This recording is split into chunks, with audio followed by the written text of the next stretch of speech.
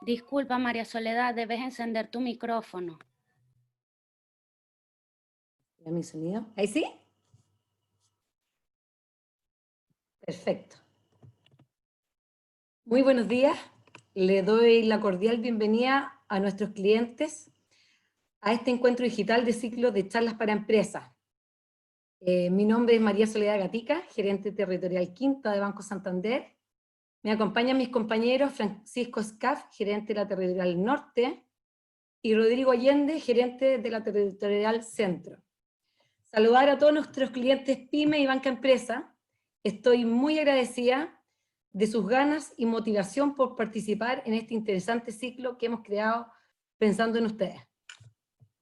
Bueno, ¿quién podría haber imaginado hace 6 meses la situación que hoy estamos viviendo? Ya son varias las empresas que han decidido volver a su lugar de trabajo. ¿Pero estamos preparados? ¿Sabemos cuáles son los procedimientos para estar juntos en un mismo espacio de trabajo? ¿Qué elementos de seguridad e higiene debemos entregar nosotros como empleador? ¿Qué hacer en el caso que se deba tomar el transporte público? ¿Cómo se debe manejar una situación en el caso de un posible contagio de COVID? Grandes empresas pymes se encuentran en este actual desafío y es muy necesario saber cuál es el procedimiento recomendado y los protocolos para un regreso seguro a la oficina.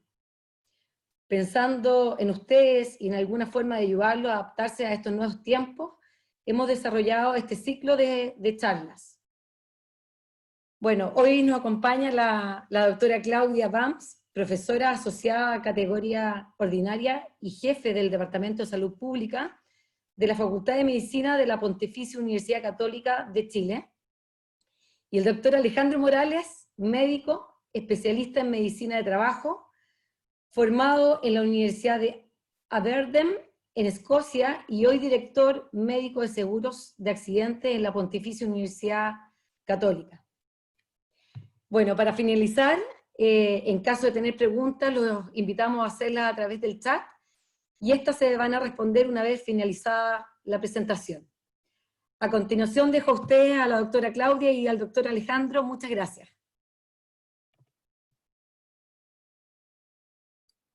Muchas gracias Sole por esta bienvenida. Yo quisiera saludar a todos ustedes del Banco Santander, el equipo de Santander, y especialmente a todos los participantes de este seminario.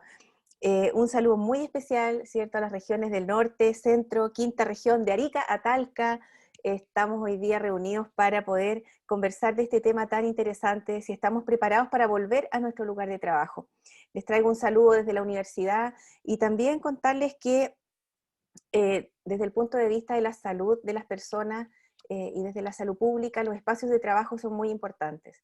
Hoy día en nuestra sociedad, las personas pasamos muchas horas en nuestros lugares de trabajo. Entonces, la calidad de esos empleos y de las condiciones de trabajo tiene mucho que ver con la salud y con el bienestar de las personas. Y por eso estamos acá, como una instancia para poder ayudarnos, para poder conversar en cómo prepararnos para volver a ciertas funciones presenciales en nuestros lugares de trabajo en este contexto de pandemia. Así que muchas gracias a todos por acompañarnos en esta mañana.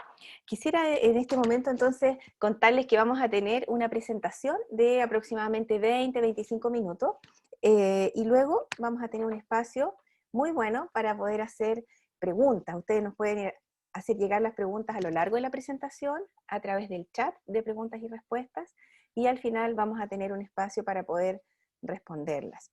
Si no alcanzamos a responder todas las preguntas, no se preocupen, mándennos nomás todas las preguntas que quieran, porque las que no alcancemos a contestar hoy día en vivo, las vamos a enviar con respuestas junto con esta presentación para todos los asistentes y los clientes del banco. Así que disfrutemos de este espacio, estemos atentos, y los dejo con mi colega, el doctor Alejandro Morales, que como ya mencionaba, Sole tiene una formación, es muy experto en temas de medicina del trabajo. Él ha estado más de 30 años trabajando en rubros de minería, construcción, servicios financieros, es un docente de pre y posgrado con formación en prevención de riesgos, liderazgo, así que es un verdadero honor poder contar con él y le damos entonces la bienvenida al doctor Alejandro Morales. Muchas gracias, Claudia. Muchas gracias, María Soledad. Gracias, Banco Santander, por esta oportunidad de compartir la visión desde la medicina del trabajo como una forma de apoyar a las empresas en este momento de pandemia y en estos momentos de transición en los que nos encontramos. Durante esta presentación, dame la próxima, por favor, Claudia. Vamos a hablar de estos temas, la situación epidemiológica actual, las recomendaciones internacionales para el retorno, la revisión de la normativa chilena, los elementos básicos para el diseño de un plan de retorno, las recomendaciones sectoriales de algunas actividades económicas y el rol de las mutualidades de empleadores. La siguiente. Cuando uno mira las cifras, y aquí están las cifras de ayer, hay buenas y noticias en el fondo de mantener el alerta. Primera buena noticia es que los casos diarios anunciados ayer se van acercando a los 1000, alejándose de los 2000 casos y por supuesto muy lejos de los 6000 que representaron el momento peak de la pandemia. La situación de alerta es que en Chile el total de casos COVID es de 474.000, lo que representa aproximadamente un 5% de la población que tiene alguna inmunidad posterior a la epidemia, pero todavía es una cantidad muy lejos del 70% que se necesita como para que empiece a haber una protección de inmunidad de rebaño. La siguiente, por favor. Cuando uno mira la curva, lo primero que salta a la vista es lo impresionante que fue el momento peak de la epidemia y el hecho de que posterior al periodo de fiestas patrias, en el cual el gran temor era que con las medidas de desconfinamiento empezaran a haber un relajo en las medidas recomendadas de distanciamiento social, uso de mascarilla, higiene de manos, higiene respiratoria, y que esto pudiera producir un segundo brote de gran magnitud. Eso no se ha observado y por lo tanto, de alguna forma, reconocer a la comunidad, a la población en general, que han seguido manteniendo siguiendo las recomendaciones. La siguiente. Cuando uno mira, el mundo entero está preocupado de poder volver a algún grado de normalidad, a una normalidad en tiempos de COVID. Y desde esa perspectiva, la OIT publicó un documento en el cual da los lineamientos generales de qué debería considerar una empresa, independiente de su tamaño y de su actividad económica, para poder diseñar un plan de retorno con un grado de protección frente a el riesgo de contagio de COVID. Y estos 10 pasos, que voy a leer brevemente, parten con establecer un equipo bipartito para organizar el retorno del trabajo, concordante con la misión de la OIT. Ellos destacan la importancia que es involucrar a los trabajadores en el diseño de un plan de retorno, escuchar las inquietudes y las sugerencias que ellos tengan, de manera de que lo que salga de ese protocolo sea algo compartido y a lo cual van a adherir todos. El segundo paso es decidir quién regresa al trabajo y cómo, dado que antes de que llegue la gente a los lugares de trabajo es necesario definir, por ejemplo, quién puede seguir en trabajo presencial, quién puede seguir en teletrabajo, quiénes y a qué actividad van a volver. Y eso lleva al paso 3, que es adoptar las medidas de diseño ingenieril y organizacionales para poder acomodar estas decisiones de quién regresa y a quién, y ahí están incluidos, por supuesto, todas las medidas organizacionales como diferir los horarios de entrada, como diseñar quiénes van a integrar equipos o células de trabajo, y las de ingeniería y de modificación, que es toda la señalética, todas las barreras, todo el proveer las medidas de protección en el contexto de esta modificación que necesitan los lugares de trabajo para el retorno. El cuarto son las medidas de limpieza y desinfección, el promover en el quinto lugar las medidas de higiene personal. En el sexto es entregar los equipos de protección y velar por su uso efectivo. No solo es necesario entregar mascarillas, alcohol gel, sino que hay que diseñar una forma de poder recordarnos permanentemente. Los seres humanos somos animales de hábitos, pero los hábitos hay que formarlos y por lo tanto hay que estar atento a que esos hábitos de protección se mantengan. El punto 7 es vigilar la salud de los trabajadores, y eso es tanto en el momento previo al retorno como durante el periodo que van a estar en los lugares de trabajo, de manera de tener los protocolos de actuación en caso de que alguien se sienta mal, en caso de que alguien presente síntomas que pudieran estar asociados a COVID.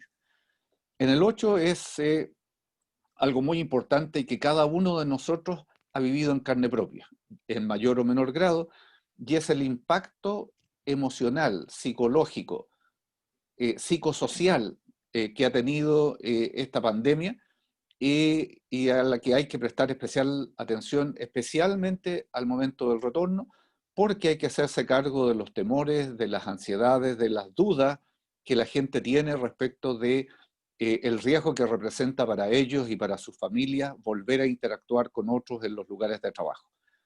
El noveno es revisar y actualizar los planes de emergencia y evacuación, porque toda esta construcción de barrera, toda esta construcción de rediseño de entrada, salida, significa riesgos o por lo menos un escenario distinto si es que hubiera que evacuar un lugar de trabajo en caso de una emergencia, y por lo tanto esos planes tienen que ser adecuados. Y el último, y tan importante como todos los demás, es que dado que esta pandemia es una situación dinámica, es necesario monitorear y actualizar las medidas de prevención y control en base a lo que vaya ocurriendo a nivel internacional y a nivel local. La siguiente.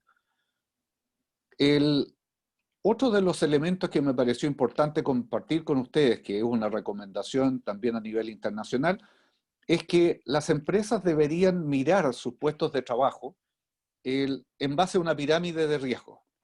Y esa pirámide de riesgo está determinado ese riesgo por la frecuencia de interacción con otras personas y por lo tanto la frecuencia de riesgo de contagio al interactuar con otras personas, y a la vez la movilidad que tiene que demanda ese puesto de trabajo en términos de desplazarse a distintos lugares de la empresa o versus tener un puesto fijo.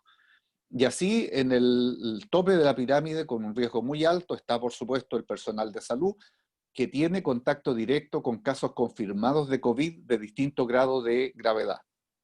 En el segundo lugar está la gente que desarrolla servicios de apoyo a los pacientes COVID, como son el transporte, los servicios de atención domiciliaria,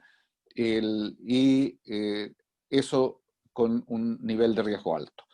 En el nivel de riesgo medio, donde estaría la mayoría de los lugares de trabajo que no están relacionados con salud, es puestos de trabajo que requieren un contacto frecuente con otras personas. En el caso del Banco Santander, para usar un ejemplo, los cajeros que atienden público y tienen contacto directo con ellos.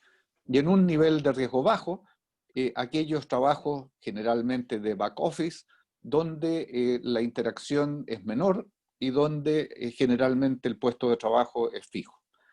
Esa idea, entonces, es una de las recomendaciones para que las empresas implementen en sus respectivos lugares de trabajo, que es mirar con este prisma sus puestos de trabajo para poder clasificarlos de acuerdo al riesgo de contagio. La siguiente. A nivel nacional, estos son los 3 protocolos que deberían ser la guía para nosotros desde un punto de vista personal, familiar, comunitario y también laboral. Se refiere a los protocolos de actuación en los lugares de trabajo, en el contexto del plan paso a paso, que es lo que ha diseñado y que se está implementando por las autoridades de gobierno. Es esencialmente el modo COVID de vida. ¿Y por qué un modo COVID de vida? Porque está claro que COVID va a estar con nosotros y va a significar un riesgo significativo, a lo menos durante los próximos 2 años. ¿Por qué digo los próximos 2 años?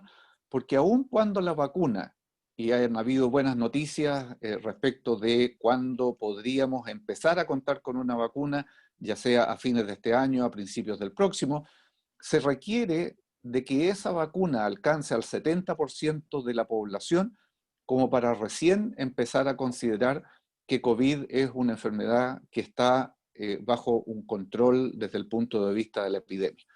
Entonces, en este modo COVID de vida tenemos que prepararnos para volver a retomar progresivamente nuestras actividades, sabiendo que tenemos que convivir con el COVID. Y para eso está la guía de autocuidado, que entrega ya recomendaciones individuales, personales, familiares, de cómo protegerse, ya sea en el hogar, en el viaje hacia el trabajo, en la actividad en espacios abiertos como los parques, en espacios cerrados o en entornos como restaurantes y otras cosas más. La siguiente. Brevemente, mostrarles que este plan de retorno laboral paso a paso tiene 7 etapas, que si ustedes recuerdan, las 10 que sugería la OIT son bastante similares. El primero es informarse, saber cuál es el riesgo a nivel local, a nivel comunitario, regional, de manera de adaptar las medidas a lo que sea la realidad local. Organizarse y acordar, eso es, una vez más, dar una instancia de participación a los trabajadores y levantar sus preocupaciones y recoger sus ideas. Socializar el plan, que lo conozca cada una de las personas y que lo conozcan también los clientes y proveedores que pudieran interactuar con la empresa. Y capacitar. Capacitar, ¿por qué? Porque va a haber que volver al lugar de trabajo con un diseño distinto, con limitaciones distintas, con una nueva organización respecto de horarios, respecto de procedimientos, como por ejemplo los procedimientos de ingreso, y eso es necesario conocerlo y difundirlo antes de llegar. Adaptar y implementar todas estas medidas a la realidad, como decía, de cada una de las empresas. Priorizar la salud mental, nuevamente no olvidarse de los temores y las ansiedades y las preocupaciones de la gente. No podemos volver a trabajar sin hablar de lo que nos preocupa y sin hablar y poder dar alguna respuesta o canalizar esas inquietudes hacia las instancias adecuadas de respuesta y de tratamiento si fuera necesario. Colaborar con la trazabilidad, porque finalmente, y de eso vamos a hablar después con algún detalle, trazabilidad es la gran herramienta para contener la pandemia. ¿Por qué? Porque en la medida que nosotros podamos identificar cómo fue el contagio, quién contagia a quién y quién son contactos de los contagiados, podemos aislarlos, podemos instaurar las cuarentenas y podemos ir limitando la capacidad de contagio y de difusión que tiene el virus. Eso es básicamente trazabilidad. Trazabilidad es ser capaz de identificar el primer caso, caso índice, que es el que me lleva hacia el caso primario, que es la fuente del contagio, y poder tomar las medidas de aislamiento tanto de los casos como de los contactos, de manera de interrumpir la transmisión del virus. Y finalmente el paso 7, que también estaba considerado en la OIT, que es evaluar y actualizar estos planes de regreso. La siguiente. Muy brevemente mostrarles que en estos protocolos que ha diseñado el gobierno existen recomendaciones sectoriales, y ahí están las distintas actividades económicas que han sido consideradas en recomendaciones sectoriales, y más adelante en la presentación vamos a hablar de algunos ejemplos en particular. La siguiente. Con todo eso, entonces, ¿qué debería yo, si soy una empresa independiente de mi tamaño, pero especialmente si soy una empresa pequeña, de qué me debería preocupar yo como para poder hacer un retorno seguro al lugar de trabajo? Lo primero es la preparación. Y en la preparación está todo lo que hemos conversado, que es volver a pensar el diseño de mi flujo de trabajo, volver a pensar en qué modificaciones voy a tener que hacer, en qué capacitación voy a tener que hacer de mi gente, de mis clientes, de mis proveedores, poner especial énfasis a mis trabajadores en las preocupaciones en el traslado hacia el trabajo y retorno al hogar, porque como vamos a ver en la siguiente lámina después, este es uno de los puntos débiles, es uno de los momentos de mayor riesgo de contagio en el proceso de retorno laboral. Hacer las adecuaciones físicas del lugar de trabajo, hacer las adecuaciones administrativas que sean necesarias, y dentro de eso de tomarnos unos minutos para hablar de la gestión de las licencias médicas. La pregunta es, ¿qué pasa con un trabajador que se contagia de COVID? ¿Qué beneficios tiene ese trabajador? Y básicamente lo que hay que hacer es avanzar en definir si ese contagio fue resultado de la interacción en el lugar de trabajo o de la interacción en la comunidad. Eso no lo puede hacer un empleador. Sin embargo, ahí entra el rol de las mutualidades de empleadores, la Asociación Chilena, la Mutual de Seguridad de la Cámara Chilena de la Construcción, el IST y el ISL, a donde los empleadores deberían derivar sus trabajadores con sintomatología o sospecha de sintomatología COVID, para que sean los organismos administradores quienes hagan la investigación correspondiente, la trazabilidad necesaria para poder determinar si ese caso es de origen laboral y por lo tanto tiene la cobertura del seguro de accidentes del trabajo y enfermedades profesionales, o es de tipo común y tiene la cobertura de las instituciones de salud previsional o FONASA, pero que ese trabajador tenga el derecho a la protección de un subsidio de reposo laboral si es que está contagiado o si ha sido un contacto estrecho. Y finalmente, desarrollar protocolos de conducta de las personas y de autocuidado, de manera de que se pueda hacer el uso de todas las medidas de protección en forma adecuada. La siguiente. Les mencionaba el punto débil de la cadena, que es los traslados, especialmente en la locomoción en el transporte público. Movid es un grupo que ha estado monitoreando, encuestando las personas desde el inicio de la pandemia, y ellos publicaron esta infografía en la cual muestran que de los casos sospechosos de COVID en la semana anterior al análisis de los datos, un 12% utilizaron el transporte público. Y la recomendación entonces, si uno debe y no puede evitar el uso del transporte público, es evitar tocar superficies, acordarse de mantener la distancia física, tratar de utilizar los medios de pago sin contacto y, por supuesto, la gran recomendación que se ha dado desde el principio: si usted tiene síntomas, si usted cree que tiene COVID, o si usted es un contacto estrecho de alguien que ha sido confirmado como COVID positivo, quédese en su hogar. La siguiente. Nos han preguntado también respecto de ventilación.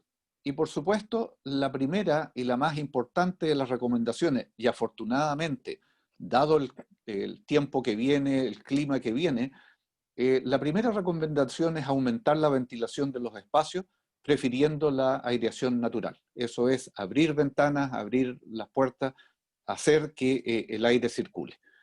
Si se usa aire acondicionado, lo primero es realizar una buena mantención de limpieza y mantención de filtro, instalar purificadores, evitar la recirculación de aire, preferir los filtros de alta eficiencia, y si uno quiere tener alguna referencia de estándar internacional, ahí hay uno que recomienda mantener humedad relativa entre 30 y 60%, un filtro que haga que el material particulado 2,5 esté bajo 35 microgramos por metro cúbico, mantener un nivel de compuestos orgánicos volátiles menor a 500 microgramos por metro cúbico, y niveles de CO2 y de CO en los que están indicados ahí. La siguiente. Quisiera referirme brevemente a buenas prácticas. Las distintas empresas, especialmente las empresas grandes, han implementado ya desde hace algún tiempo algunas buenas prácticas que son un modelo que pueden ser utilizados por empresas de cualquier tamaño. La primera y la más importante es la evaluación de salud. La evaluación de salud de cada una de las personas, que debería realizarse idealmente antes de salir de su hogar todos los días, y eso se puede realizar vía encuesta o vía una aplicación. Y ahí hay un ejemplo de una aplicación que después de responder la encuesta entrega un resultado en términos de colores verde, amarillo, naranjo, rojo, y las respectivas recomendaciones asociadas a esa clasificación. Otra buena práctica ha sido el formar monitores COVID dentro de los grupos de trabajadores, de manera de que haya más ojos, haya más oídos, haya más gente mirando el cumplimiento de las medidas de protección y a la vez reforzando las indicaciones. Las mutualidades han ofrecido cursos de formación de estos monitores COVID, y ahí hay otra buena práctica que puede ser adoptada por las empresas independientes de su tamaño. Finalmente, trazabilidad, o sea, a continuación, trazabilidad. Ya hemos hablado de trazabilidad.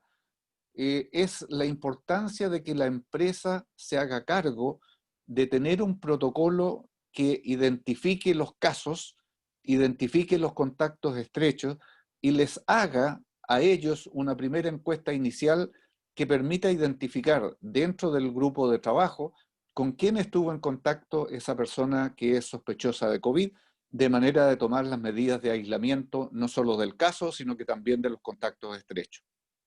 Finalmente, respecto al transporte privado, la buena práctica es evaluar las posibilidades de que los trabajadores se trasladen en medios que no sean el transporte público. Y eso puede ser desde bicicleta, moto, o lo que ha funcionado en algunas empresas es que los grupos que trabajan en una misma sección se pongan de acuerdo entre ellos, de manera de que si uno de ellos tiene transporte propio, un auto propio, sus mismos compañeros de trabajo de ese mismo grupo que permanece en un mismo sector puedan trasladarse juntos. Y insisto de un mismo grupo de trabajo y de un mismo sector, porque eso permite ir aislando casi como una burbuja, como ha sido la estrategia que se ha difundido, que la gente que interactúa se mantenga dentro de un mismo grupo de manera de acotar los riesgos de contagio. La siguiente. Ahí hay un ejemplo en la siguiente de dos sectores económicos que han tomado un rol proactivo en el retorno.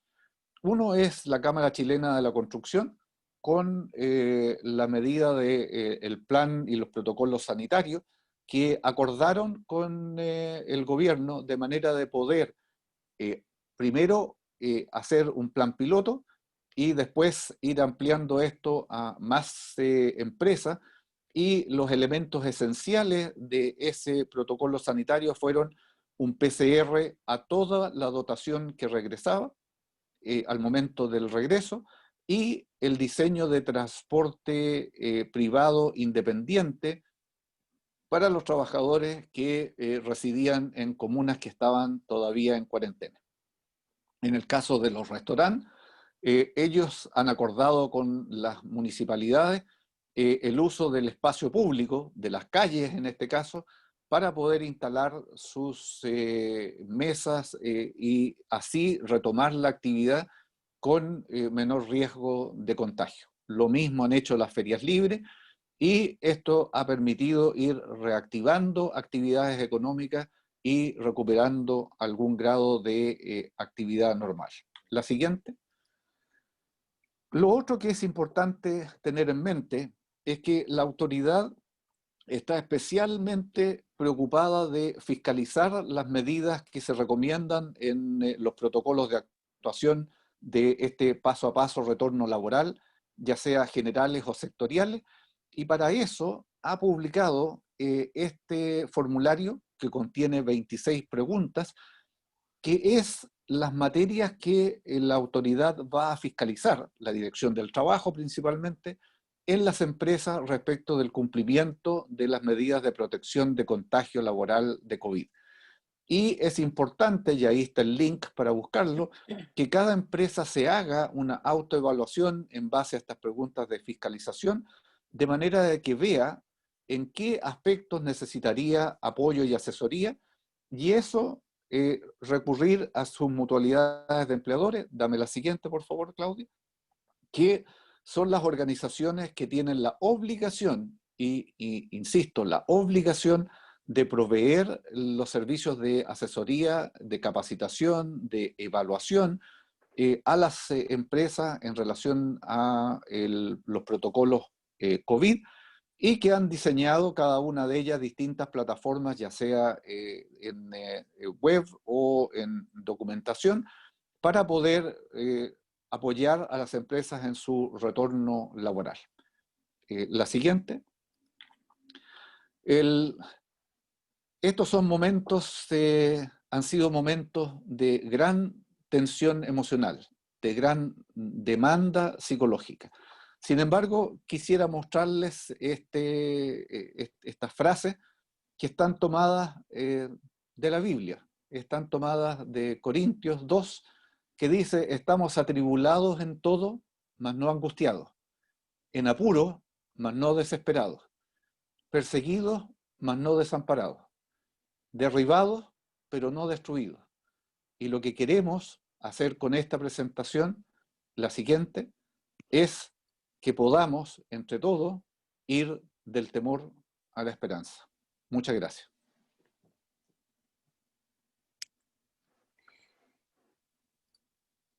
Muchas gracias, Alejandro, por esta presentación.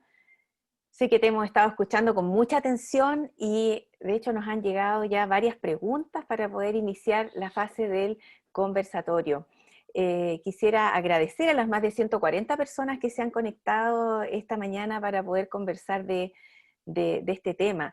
Y vamos a pasar entonces a la sección de preguntas para poder ir recogiendo, ¿cierto?, todas las inquietudes que nos han ido llegando. Y tomando tu último punto, mira, quiero partir ligando con lo último que tú mencionabas. Han llegado varias preguntas en relación al impacto emocional y el cómo manejarlo. ¿Cómo se puede efectivamente trabajar esto, manejar el impacto emocional hacia los trabajadores, entendiendo que los mismos empleadores llevan su propia carga emocional en esto? Y una segunda pregunta relacionada con eso es si algún trabajador podría negarse a volver a trabajar de manera presencial, ya sea por miedo de contagio personal o por contagiar a algún familiar. ¿Cuál sería tu recomendación en ese sentido? Muy buenas preguntas, Claudia, y lo que se ha aplicado hasta ahora es las técnicas que los psicólogos han desarrollado para el manejo de incidente crítico. Y hablo muy brevemente de eso, frente a una situación en que los seres humanos nos vemos enfrentados a un riesgo que percibimos que puede dañarnos seriamente. Nosotros presentamos una reacción emocional que en las distintas personas se manifiesta de distintas formas. Por lo tanto, usando esa experiencia de los grandes terremotos, de los grandes desastres aéreos, de los grandes accidentes, lo que los psicólogos han desarrollado es un programa de intervención en crisis. Y ese programa de intervención en crisis parte por validar en el fondo decirle a la persona, está bien que usted se sienta angustiado, está bien que usted sienta pena, está bien que usted sienta rabia, es parte del proceso en que su mente maneja la situación que está enfrentando. Y existen formas de poder navegar esa tormenta de emociones de manera de que usted salga fortalecido de esta situación. Para eso hay distintas técnicas. Las más simples parten con el control del manejo respiratorio, o sea, el manejo de la respiración, y algunas otras técnicas básicas que se han diseñado para poder retomar el centro. En el fondo es para poder volver a retomar esta sensación de control. Resumiendo entonces, tanto las mutualidades de empleadores como algunas organizaciones especializadas proveen un servicio y las propias empresas pueden organizar espacios de conversación. En el fondo es validar el que estamos preocupados, el que tenemos miedo y que está bien hablar de ello. Y que esos miedos tenemos que gestionarnos y no paralizarnos. Respecto a la pregunta de si alguien se niega a trabajar, a retornar, la primera situación es tratar de llegar a dilucidar cuál es el origen de ese miedo, o sea, cuál es el temor que hace que esa persona no quiera volver, de manera de ver si es posible, mostrarle que ese miedo es manejable con las medidas y los protocolos de retorno seguro. Segundo, si alguien no quiere volver y puede seguir en teletrabajo y la empresa puede acomodar esa situación, la verdad es que esa sería la respuesta. Y finalmente, y algo difícil, pero que es algo que hay que enfrentar, es que si no es posible acomodar el teletrabajo y esa persona debe realizar un trabajo presencial y no existe la posibilidad o esa persona no quiere consultar a su médico como para poder buscar ayuda profesional si es que es necesario hacer el trabajo, el empleador tiene que tomar y conversar con esta persona sobre las medidas de desvinculación si es que esa persona no quiere volver a ese lugar de trabajo después de haber agotado todas las otras etapas que hemos conversado. Muchas gracias, Alejandro. Ahí yo me permito complementar muy brevemente lo que hemos visto en algunas empresas, es justamente los conceptos de transmitir y repetir mucho los conceptos de gradualidad en el retorno, de flexibilidad y esta escucha que mencionabas tú, ¿cierto, Alejandro? Que es tan importante de acoger estos miedos y de ir permitiendo que las personas vuelvan de manera gradual, y haciendo pequeños intentos por volver. Así que muchas gracias por tu respuesta. Y mira, en relación a eso mismo, voy a proyectar la pregunta de Dani Santó, que tiene que ver con que han aparecido algunas aplicaciones que simulan los tiempos de traslado, viajes que hacían para ir y volver del trabajo, para los empleados que están en home office, que permiten que el empleado haga una especie de break mental en la continuidad de ese trabajo, ¿cierto? Entonces, te pregunta Dani Santó, ¿qué opinas de esta medida? Si realmente ayudaría a mejorar la salud mental, la desconexión, este break, entendiendo la sobrecarga y los extensos periodos de horas de trabajo que estamos todos teniendo. Es una muy buena pregunta, Dani, y yo creo que la respuesta más corta es sí, por supuesto que sí. Algo que tenemos que aprender a gestionar es el teletrabajo. En esta situación de pandemia, nuestra primera respuesta fue de emergencia, darlo todo en esta conectividad a través del teletrabajo, y lo que nos dimos cuenta rápidamente es que empezaban a desaparecer estos horarios marcados que existían en la rutina laboral anterior, como tú mencionas, los tiempos de traslado, los tiempos de almuerzo, los tiempos del café, los tiempos de esa interacción en el lugar de trabajo, que eran pequeños, comillas, recreos, y aquí de repente nos encontramos trabajando más de 12 horas diarias, conectados en forma permanente, con esta sensación del repetido día de la marmota en que los sábados parecían lunes, los lunes parecían domingos, y con el impacto emocional que eso tenía, porque no solo había que gestionar el trabajo, sino que además gestionar la familia, gestionar las distintas interacciones entre los integrantes de la familia, a veces los dos padres en teletrabajo, los niños en la casa, todo eso con una carga emocional y una carga de tensión importante. Por lo tanto, en este ciclo de retorno, en este ciclo de reapertura, las empresas deberían hacerse cargo también, y por eso agradezco tu pregunta, de diseñar los protocolos para el teletrabajo y que ese teletrabajo tenga los espacios definidos de disponibilidad y conectividad, que tenga los espacios para las pequeñas desconexiones dentro de esa jornada, y también el poder hacer ajustes especiales para las familias que tienen niños pequeños en edad escolar que todavía no pueden volver a la actividad y de los cuales los padres tienen que hacerse cargo. Así que muy buena pregunta, y sí, hay que diseñar un protocolo de gestión del teletrabajo también. Muchas gracias, Alejandro. Mira, vamos a cambiar de tema porque están llegando muchas preguntas de distintos temas, así que voy a proyectar en este minuto la pregunta de Adrián Urmeneta. ¿Cómo afecta a la empresa los contagios COVID en relación a las primas pagadas por la mutualidad? Esa es una pregunta. Y una segunda pregunta del mismo Adrián, ¿cómo se enfrenta el contagio? Si se considera una enfermedad laboral, ¿podría ser considerado una enfermedad que se contrajo durante el trayecto?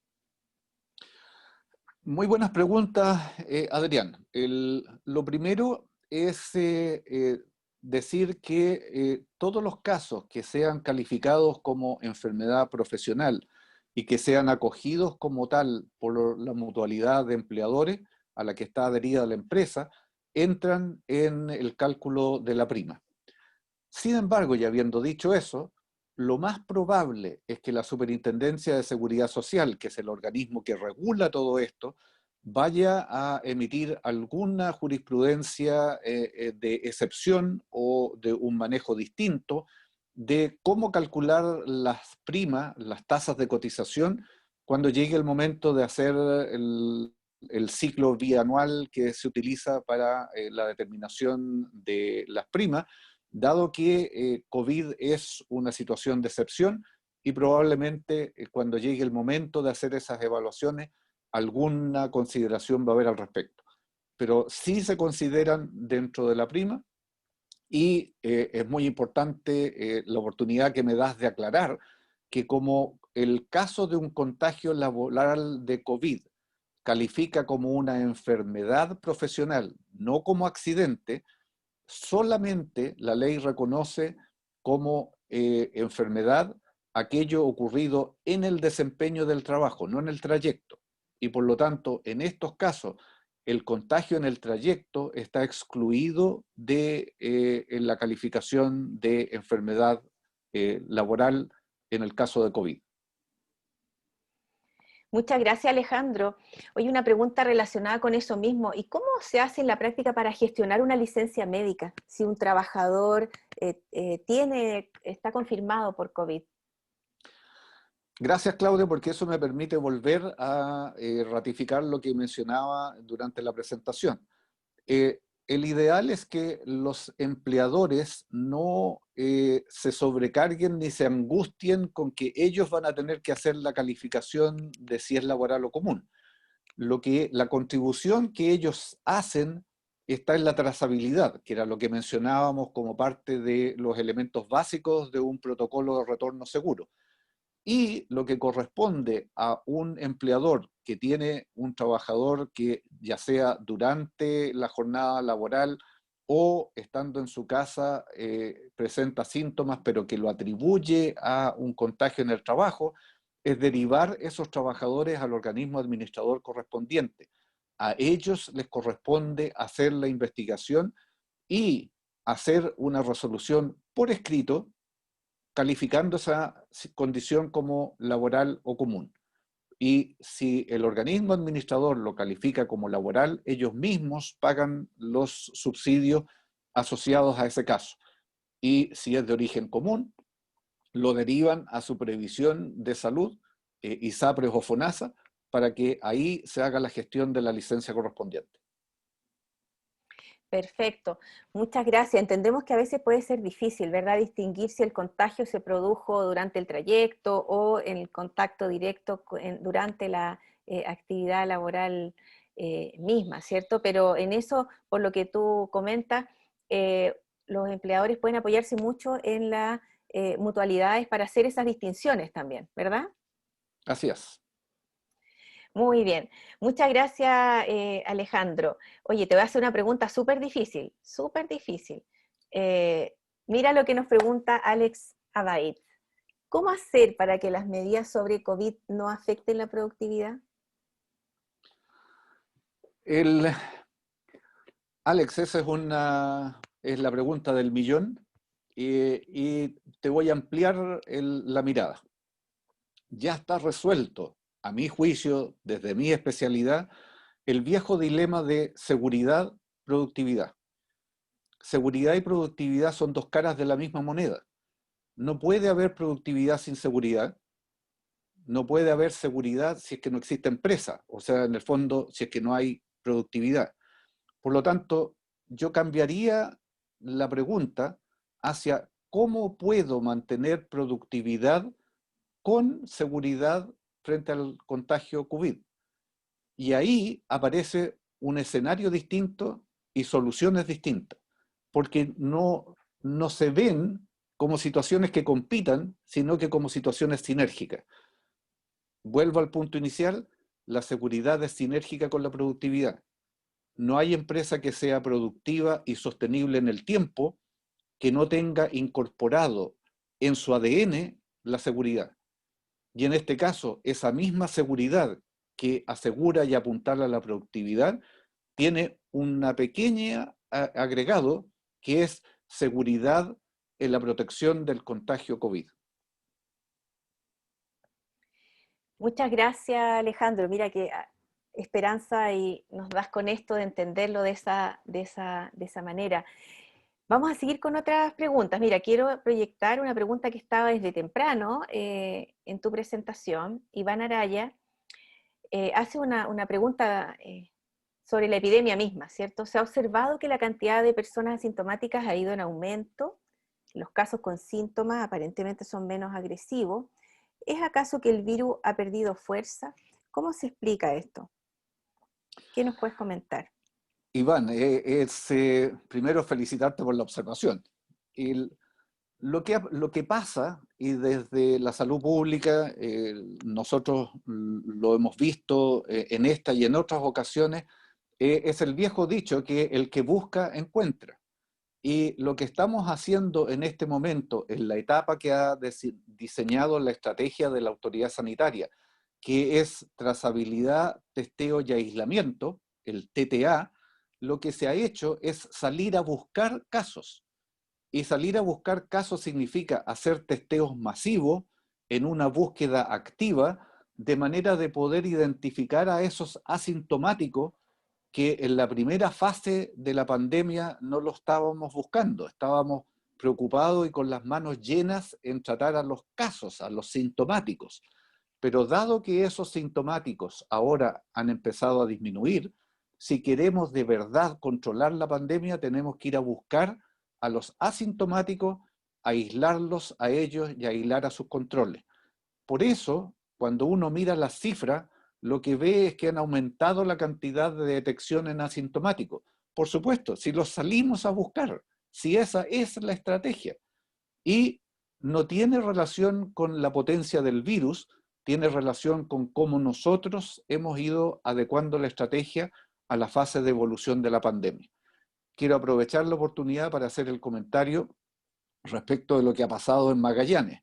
En Magallanes se está investigando como una de las hipótesis para explicar el aumento explosivo de casos que se han registrado en la zona de Magallanes, la posibilidad de que el virus haya mutado.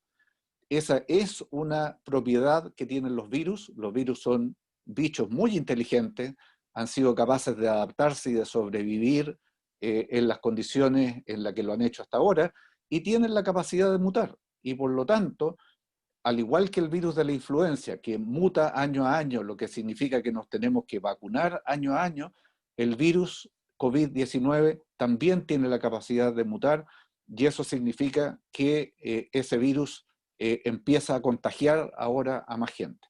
Sin embargo, lo que se ha observado aquí y también en Europa es que ese aumento en la contagiosidad no ha ido acompañado de un aumento en la gravedad. Y para eso también hay dos explicaciones. Una, que el virus sea menos agresivo, y la segunda es que los servicios médicos y los equipos médicos estén mejor preparados para tratar los casos y por lo tanto se haya manejado de mejor forma la gravedad. Como sea, lo que tenemos que estar y el mensaje detrás de todo esto es que tenemos que seguir alerta, tenemos que seguir colaborando con las medidas de la autoridad sanitaria y tenemos que seguir acorralando al COVID, impidiendo su difusión y contagio. Eso que tú dices es tan cierto, Alejandro, y las personas también hemos aprendido. Yo creo que esta pandemia, ¿cierto?, ha generado un aprendizaje para toda la comunidad, y en un primer momento yo me acuerdo que teníamos en toda la red hospitalaria del país que las personas llegaban con síntomas muy avanzados, muy graves a consultar, y ese perfil también ha ido cambiando. Hoy día las personas están más atentas, ya reconocen que cualquier síntoma respiratorio, decaimiento podría ser el COVID, y entonces también pueden consultar antes, y eso es uno de los factores importantes para poder llegar a tiempo. Así que muchas gracias por esta pregunta y por esta respuesta, Alejandro. Vamos con otra pregunta. Juan Carlos Miranda, quiere saber tu opinión, Alejandro, en relación a la situación de empresas que tienen obra en el norte, en la región minera. ¿Cómo se compatibiliza el protocolo de la Cámara Chilena de la Construcción con los altos flujos de personal que genera naturalmente la gran minería? Juan Carlos, ahí hay, desde mi perspectiva, dos situaciones. Primero, en el lado positivo, la gran minería tiene estándares de ingreso a los sitios de trabajo de muy buen nivel. Y por lo tanto, ellos han mantenido los controles de ingreso y los controles de los contratistas en un muy buen estándar. Sin embargo, y como tú apuntas muy bien, el punto débil, y lo mencionábamos en algún momento en la presentación, es el traslado, el transporte, el traslado aéreo, el traslado terrestre, que sigue siendo el momento en el que tradicionalmente los trabajadores mineros o los trabajadores contratistas de la minería se relajaban.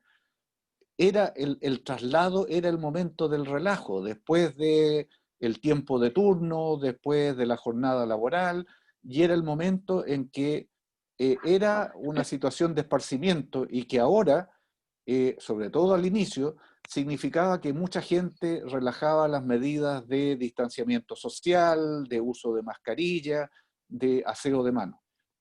Yo creo que la forma de compatibilizar el protocolo de la Cámara con el trabajo en ambiente minero es hacer uso de las buenas prácticas que se han diseñado en el sector hasta ahora. Una de esas es el testeo quincenal de toda la masa de trabajadores usando la técnica de PCR en saliva con estrategia de pooling, que significa de agregación de muestras, lo cual lo hace económicamente viable y permite hacer un seguimiento en el tiempo de la posibilidad de contagio de las personas. Y lo segundo es a enfatizar una y otra vez, ya sea a través de monitores COVID o a través de la difusión por los medios de comunicación de las empresas, la importancia de que durante el transporte se mantengan las medidas de distanciamiento social, uso de mascarilla, aseo de manos con alcohol gel. Muchas gracias, Alejandro. Oye, estamos pero realmente aprovechando muy bien este espacio y te quiero transmitir ahora un caso, una situación que nos presenta Stephanie Narváez. Una familia, imaginémonos una familia en la cual tenemos un trabajador bancario y otro trabajador del área de la salud, como nosotros, ¿cierto? Primera línea.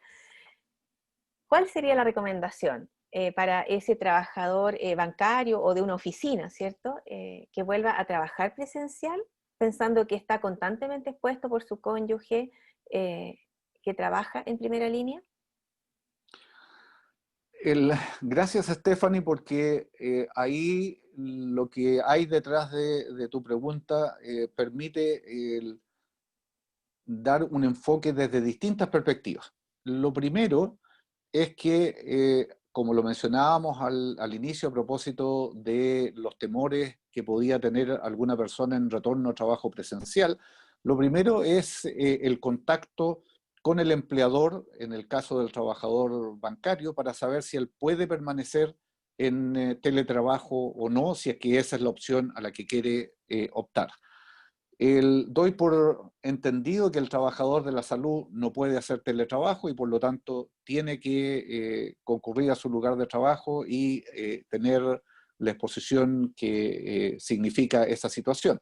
Sin embargo, distintas publicaciones han mencionado que el riesgo de contagio para el personal de salud en el lugar de trabajo es bastante bajo, porque en el lugar de trabajo están todos alerta a usar todas las medidas de protección y todos los mecanismos que permitan disminuir significativamente el riesgo de contagio. El problema con el personal de salud es cuando se relajan, y se relajan cuando van a almorzar, y se relajan cuando toman el café, se relajan cuando se trasladan de un lugar a otro. Y por lo tanto, la recomendación para ese trabajador de salud y para el entorno familiar que tú mencionas es no olvidar nunca dónde están los puntos débiles de la cadena de protección frente al contagio COVID. Muchas gracias, Alejandro. ¿Cierto? En la medida en que la pandemia se empieza a prolongar, aún los trabajadores de la salud, ¿cierto? Empiezan a experimentar este cansancio, este desgaste de medidas tan prolongadas. Pero como tú bien mencionas, tenemos que estarlo recordando continuamente, no bajar la guardia. Muy bien, te voy a transmitir una nueva pregunta de Macarena Sainz, Alejandro. ¿Es recomendable la toma de PCR de entrada en los lugares de trabajo? Tú algo mencionaste de esto como buenas prácticas también, pero ¿cada cuánto tiempo se recomienda repetirlo? Gracias, Macarena, por la pregunta. Voy a aprovechar de además hacer presente que todo lo que no alcancemos a responder durante el tiempo que tenemos de conexión, lo vamos a responder después y vamos a publicar esas respuestas a las preguntas que ustedes nos han hecho llegar, junto con hacerles llegar esta presentación a través de los canales del banco, de manera de que no van a quedar preguntas sin responder, y si alguien piensa en alguna nueva pregunta, la puede mandar de todas maneras. Macarena, la decisión de hacer testeo, primero, testeo es parte de la estrategia que mencionaba recién de testeo, trazabilidad y aislamiento. Por lo tanto, si una empresa puede, desde un punto de vista económico, financiar los test PCR en su dotación de personal, la recomendación es que sí que lo haga. ¿Con qué técnica? Con técnica de detección en saliva. ¿Por qué en saliva? Porque es mucho más tolerable y aceptado por las personas, porque el costo es menor y porque permite hacer esta técnica de agrupación, que es agrupar 5 muestras, hacer una sola determinación, un solo cobro por ese examen, y si salen todos negativos, están todos liberados. Si sale uno positivo, se repiten los exámenes en cada uno de ellos. Y la frecuencia, si uno considera que el periodo de incubación del COVID es hasta 14 días, entonces la recomendación es hacerlo cada 15 días, esa técnica en saliva, PCR, con agrupación, si es que la empresa lo puede solventar económicamente. Muchas gracias, Alejandro, y con eso también contestamos parcialmente una pregunta que nos había llegado en relación a qué tan efectivos son los los test rápidos, ¿cierto? Hay una variedad de test circulando y en eso no sé si quieres hacer alguna Sí, precisión. sí, por supuesto, Claudia, y qué bueno la pregunta por lo siguiente. Yo creo que hay que separar lo que es PCR. En el momento existen tres tipos de test frente a COVID. Uno son los denominados test moleculares, que es identificar el virus, y eso es básicamente PCR. Y ese PCR se puede hacer en determinación de hisopado nasofaringio, en muestras de saliva o incluso en aire expirado, como se está desarrollando como técnica también. Después vienen los exámenes de antígenos, que son mucho menos conocidos y que van a identificar partes del virus y que son una muestra que se está realizando en este momento. Y finalmente están los test rápidos, que son de anticuerpos. Y en esos, la variabilidad en sensibilidad y especificidad de esos test es todavía tan alta que la verdad es que no están recomendados como una herramienta en este momento en la estrategia de combate de la pandemia. De manera de que los test rápidos, mi recomendación es sáquelos de la película. No tienen un rol que jugar en este momento en términos de la estrategia frente a COVID. Muchas gracias, Alejandro, por esta respuesta tan clara y que nos permite, ¿cierto?, saber qué test poder escoger en caso de que la empresa lo pueda disponer. Catherine Rivera nos pregunta qué acción se debe tomar cuando el trabajador o trabajadores aíslan a un compañero o saben de un compañero que tuvo COVID-19. Yo sé que tú lo has mencionado, pero tal vez es bueno retomar y resumir qué se hace cuando sabemos que algún compañero de trabajo tiene o tuvo COVID. Esa es una pregunta clave respecto de lo que mencionábamos y la quiero ligar con la situación psicosocial y psicológica. Se ha observado la reacción de pánico, de temor del grupo en relación a interactuar con alguien que tuvo COVID. Y la verdad es que eso solo se puede manejar a través de conversar, difundir y aclarar la situación respecto de los contagiados. Una cosa es el contagiado que tiene síntomas y que, por lo tanto, la indicación de los protocolos es aíslelo, mándelo a cuarentena y aísle a sus contactos.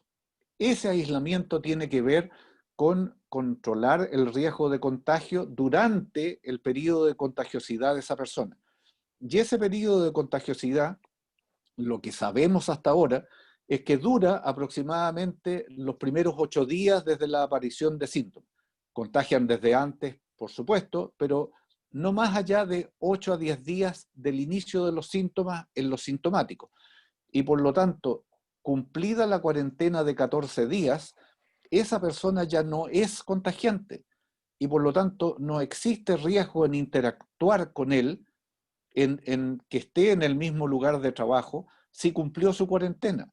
Y eso, que es tan importante para evitar la discriminación, hay que hacerlo saber y hay que difundirlo una y otra vez, porque si no, se generan las situaciones de discriminación y de aislamiento social que pueden ser tremendamente perjudiciales para una persona. Muchas gracias, Alejandro. Quiero transmitirte que nos siguen llegando muchas preguntas, pero por el tiempo del seminario nosotros vamos a parar acá. Solamente quería proyectar este comentario, no es pregunta, pero mira, quisiera proyectar este comentario de Adrián Urmeneta en relación a tu última lámina, que es una lámina de esperanza.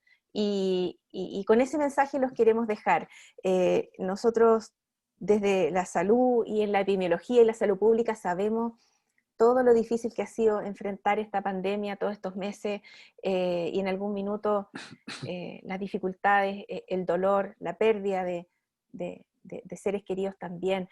Pero queremos dejarles un mensaje de esperanza. Cada vez hemos conocido más de este virus, hemos entendido más de esta pandemia y también se ha activado todo el potencial del cuidado de las personas, así que queremos terminar esta conversación dando las gracias al doctor Alejandro Morales por este espacio de conversación, por supuesto a Banco Santander por propiciar este encuentro con toda la zona norte, centro, quinta región hasta Talca. Entonces quisiera ahora dar la palabra a María Soledad, quien nos va a despedir.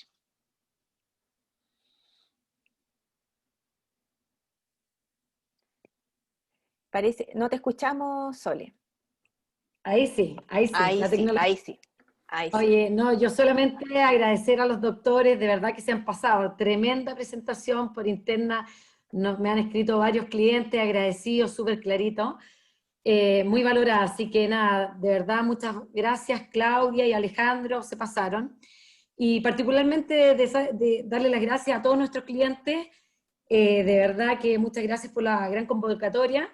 Bueno, este ciclo de charlas de Banco Santander sigue, esto de alguna forma no para, va a seguir hasta noviembre, así que esperamos seguir contando con la participación de todos nuestros clientes por todo el resto de octubre y por todo el resto de noviembre, ¿ya? Todas las charlas son en relación al COVID, en cómo liderar y comunicar en tiempos de crisis. Junto a Banca Pyme y Banca Empresa queremos seguir apoyando a todos nuestros clientes, así que cuenten con nosotros y nada, infinitamente muchas gracias y síganse cuidando. Eso. La presentación se las vamos a hacer llegar a todos nuestros clientes.